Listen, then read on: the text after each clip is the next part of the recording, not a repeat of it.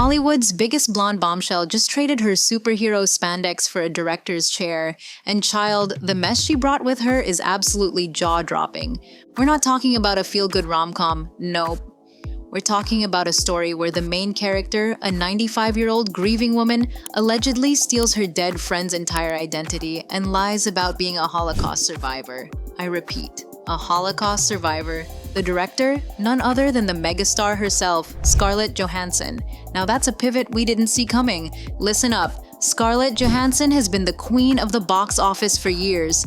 Avengers, Marriage Story, Lost in Translation, the girl is pure gold. So when she announced her directorial debut, the entire industry stood up and paid attention. But instead of a blockbuster, she gave us Eleanor the Great, a dark, deeply emotional, and seriously messy film about grief, aging, and one monumental lie. It stars the iconic June Squibb as Eleanor. I'm Eleanor. I was wondering if I could feature you. And it's being hailed as astonishing, raw, and just too short. But is it too short because the story was too big or because they had to cut out some real-life drama? Let's dive in.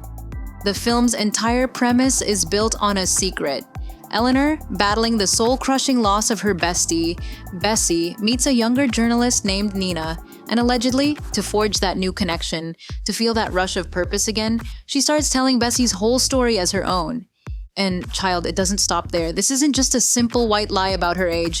Eleanor is literally reciting her late friend's horrific, traumatic experiences from the Holocaust. Now, the review says that the editing is so chilling it makes it excruciatingly clear that Eleanor literally stole her friend's identity. The film purposefully blurs the line between truth and identity. Is this brilliant storytelling or is it just plain shady? But here's where it gets messier. The film is all about how grief makes people do wild things. We see Eleanor's lie as her way of holding on to Bessie, of filling that massive void. That makes sense, right? Grief is a beast. We also see Nina, the younger friend, going through her own loss, her mother. They lean on each other to fill the holes. It's a beautiful, tragic bond. But you know what they say? Relationships built on lies are quicksand. Think about it. A major studio greenlights a star director to make a movie where a sympathetic main character is a Holocaust identity thief. That takes guts. That takes a major conversation in a boardroom somewhere.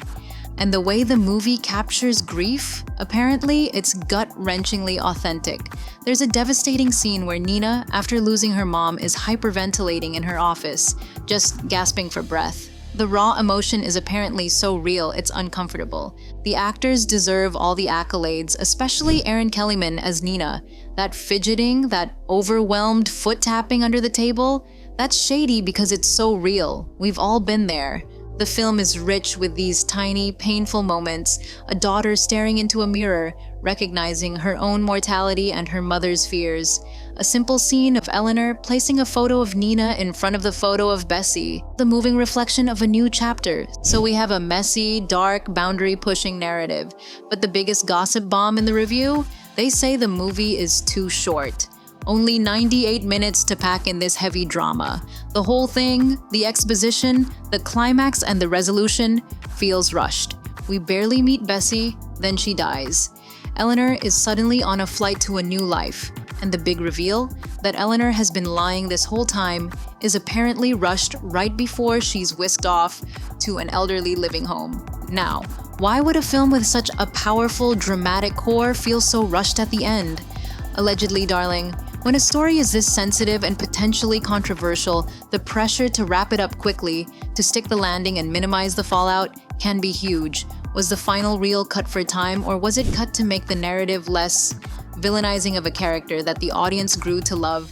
It's almost like they threw a massive plot twist at the end to make sure the audience didn't forget the shocking gravity of Eleanor's lie, and then quickly slapped a feel-good reunion on it to make sure the audience didn't leave too mad. The movie's final message, delivered by Nina's father, grief can make you blind to the suffering of others.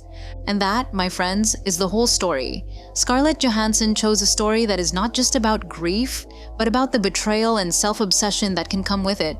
She went there.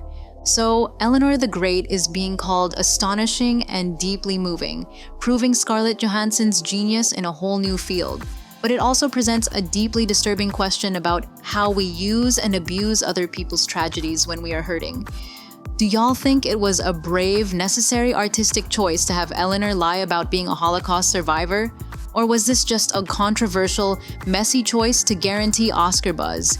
And more importantly, do you forgive Eleanor for the lie, knowing how deeply she was grieving? Or is identity theft a line that can never be uncrossed? Drop your hottest takes in the comments below. Hit that like button and subscribe to Fame and Feels so you don't miss the next time we spill Hollywood's messiest secrets. See y'all next time!